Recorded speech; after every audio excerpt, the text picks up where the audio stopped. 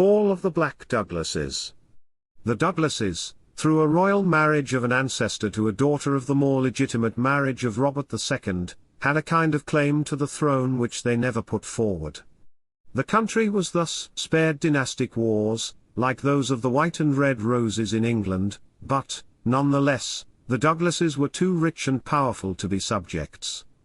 The Earl at the moment held Galloway and Annandale. Two of his brothers were Earls of Moray and Ormond. In October 1448, Ormond had distinguished himself by defeating and taking Percy, urging a raid into Scotland, at a bloody battle on the Water of Sark, near Gretna.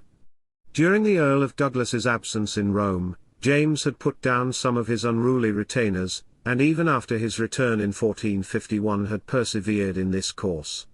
Later in the year Douglas resigned, and received back his lands, a not uncommon formula showing submission on the vassal's favour on the lord's part, as when Charles VII, at the request of Jeanne d'Arc, made this resignation to God.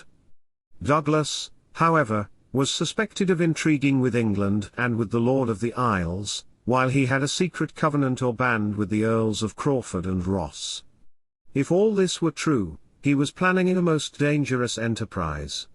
He was invited to Stirling to meet the king under a safe conduct, and there, on February 22, 1452, was dirked by his king at the sacred table of hospitality. Whether this crime was premeditated or merely passionate is unknown, as in the case of Bruce's murder of the Red Comyn before the high altar. Parliament absolved James on slender grounds. James, the brother of the slain Earl, publicly defied his king, gave his allegiance to Henry VI. of England, withdrew it, intrigued, and, after his brothers had been routed at Arkinholm, near Langham, May 18, 1455, fled to England. His house was proclaimed traitorous, their wide lands in southern and southwestern Scotland were forfeited and redistributed, the Scots of Buccleuch profiting largely in the long run.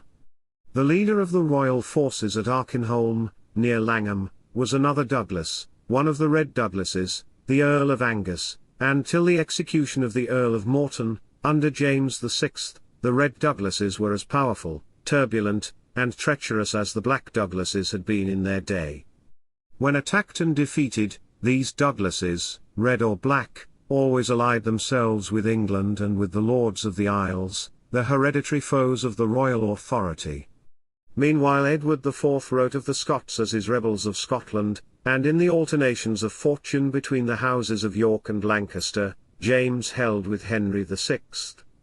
When Henry was defeated and taken at Northampton, July 10, 1460, James besieged Roxburgh Castle, an English hold on the border, and, August 3, 1460, was slain by the explosion of a great bombard. James was but 30 years of age at his death. By the dagger, by the law, and by the aid of the Red Douglases, he had ruined his most powerful nobles, and his own reputation. His early training, like that of James VI, was received while he was in the hands of the most treacherous, bloody, and unscrupulous of mankind. Later, he met them with their own weapons.